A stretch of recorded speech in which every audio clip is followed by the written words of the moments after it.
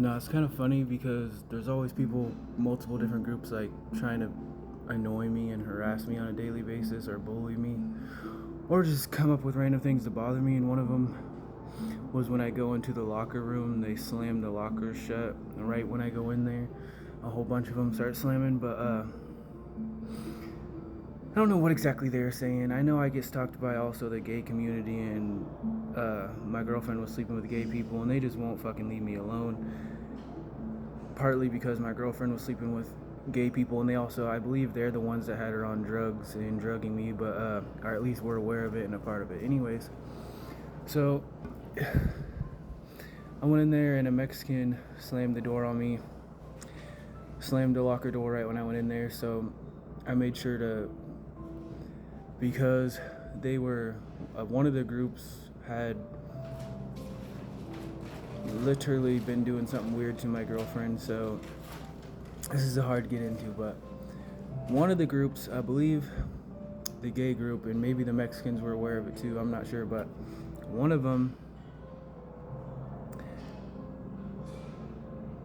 it's so stupid to even talk about though, but one of them had been doing something to my girlfriend. How do I even talk about this? My ex-girlfriend of 3 years. There's a whole long story. Like, I would clean out our toothbrushes, our electric toothbrushes, with like hydroperoxide every so often. And one time I noticed there was like black or brown stuff in her toothbrush, and then I cleaned it out with hydroperoxide all the way. And then within like a week or two, it was back to filled up with stuff again. And I was like, what the hell? Keep in mind, I was being drugged off and on for a while and mentally abused and all types of stuff. So, and drugged and abused on the same day. So I couldn't address the abuse, but mentally abused, told weird things and stuff. Then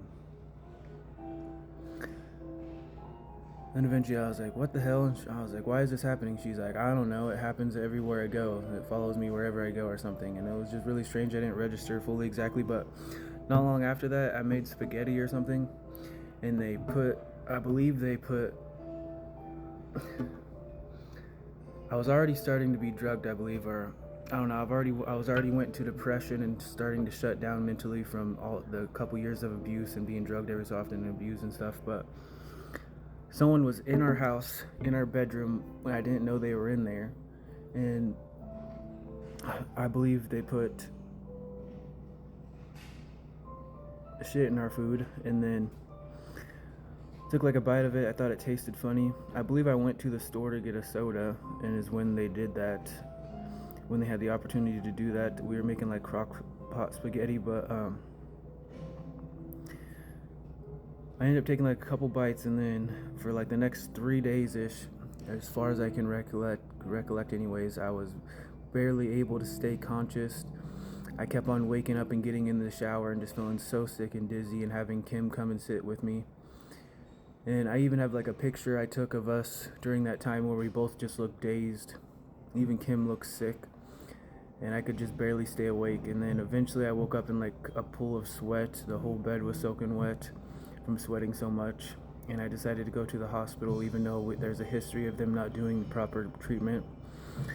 They took my blood, they injected white stuff in me. I fainted for some reason when they took my blood, and a gay guy did it. Of course, they had the gay guy do it purposely so they can be weird to me. I don't know what exactly, and cover it up and make me faint on purpose, probably by pressing on my vein too hard or something. And then I started feeling better shortly, but we left. But yeah, because of that whole situation, and when I finally felt sober enough to ask him, I was like, did you eat all the spaghetti? She's like, I ate all of it. Like, she was like happy and proud about the fact. And then another situation where the girl with short hair brought me back from Idaho to Oregon. She bought me McDonald's around my birthday, and then she also put like there was shit in my McDonald's sandwich, bro. And I like one of my last bites, and I questioned her about it, and she was acting sus. And yeah, she definitely did that and was aware of it, and it came from that group of people. Because right before all this happened also, my girlfriend flirted with a girl with short hair at a dispensary, because when I got depressed for 3 months and barely worked at all, I did go back to smoking weed a little bit. But she was flirting with the girl with short hair at the dispensary. This girl put it in there. She showed me a message of a girl that was supposed to be sleeping in her house. So anyways, and then a Mexican admitted to sleeping with my girlfriend and said at least we go to church. And then so because of all this information, which leads me back to maybe that toothbrush thing, they were making my girlfriend possibly eat shit or something. And I don't really know what they had going on. I was being drugged and mentally abused and not told what's happening. Anyways, so after that Mexican slammed the locker when I went into the restroom, it was just annoying to hear every time you go in the locker, people slamming lockers on purpose really loudly. Like usually when you shut things, you don't want it to like slam shut. It's kind of annoying, but they purposely do it every time I go in there, doing some creepy ass devil whisper shit because they're a bunch of creeping weirdos that had a girl on drugging me and have friends and shit, and just done a whole bunch of creepy weird shit to me in the past too as well, including me almost dying and refusing medical care and a whole bunch of stuff. The Indian community, that was a lot of the doctors I got at first, and also not doing proper tests and stuff when I went in there to get care. Anyways, and also, anyways, so when he went into the restroom and went into the toilet, I made sure to slam the locker on my way out. And then ever since then, they've been pretty sure Mexicans and other groups been doing it when I go into the restroom. And it's just funny because like I did it first in that way, and now a whole bunch of them like try to copy me and do it. But they've been doing it first, and it's just annoying. They did it today. I walked in there and like 5-6 lockers slammed shut, a couple of them hella hard. It's clearly done on purpose as a way of harassment and bullying and just mental abuse, really. But it's also, I believe, because the girl that I got involved with recently, Nicole, I picked her up from a girl with like short hair, and again, these girls with short hair for some reason are everywhere. I believe that's who had her message me on Plenty of Fish, and then brought me to Snapchat and messaged me there.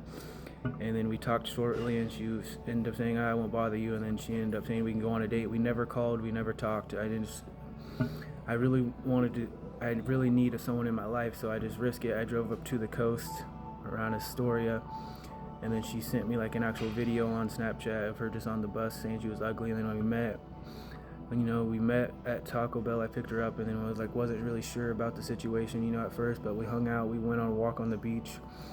I asked if I can hold her hand. I held her hand, and we just sat and talked for a while. And then she ended up telling me like that girl was kind of like abusive. She would like take her stuff without asking and wouldn't share her own stuff she paid for with her own money and a whole bunch of other stuff. But I'm pretty sure when she left, they put her back with those people, and she is controlled by girls for somebody else so they can take advantage of her. But I don't know. I've talked to her a couple times since she left, and it's always been super sus. You can't trust any text messages because it's most likely someone else texting you. A whole bunch of stuff, but yeah, I don't know why they keep creeping on me, bro. The gay community, transgender community is so fucking creepy, bro. They fucking full creeping. Even the girls. The girls also creep, bro. One of them in Roseburg at Winco was mumbling underneath his voice as I was buying stuff. He was like, we gotta run that again. I didn't tell her how much to take or something. It was definitely directed at me, talking about what happened. That's the town where it started from. Anyways, and also when I got back from the hospital that time from almost overdosing, they freaking my girlfriend ran back to the restroom, and when I went in there, my electric toothbrush back was cracked open, which I never addressed it, but I'm pretty sure maybe there was drugs, and she was on her phone worried, texting somebody, maybe they had some sort of drugs in there when I went to wash it with hydroperoxide. She also mentioned, I believe, it was the hydroperoxide or something. When I washed it, maybe it made it worse, so I got a higher dose of what they were thinking they were going to be doing to me. And maybe also because I was cleaning her toothbrush when they didn't want me to or something. I don't fucking know, dude. This situation is sketch, and it's a bunch of creeping weirdos, bro. I don't know, dude. Someone got me involved in something weird, and then I've been attacked for trying to help Kim out of it, and that's what happened. When I tried to help Kim, I almost died. When I tried to help Kim again, they took away all my shit.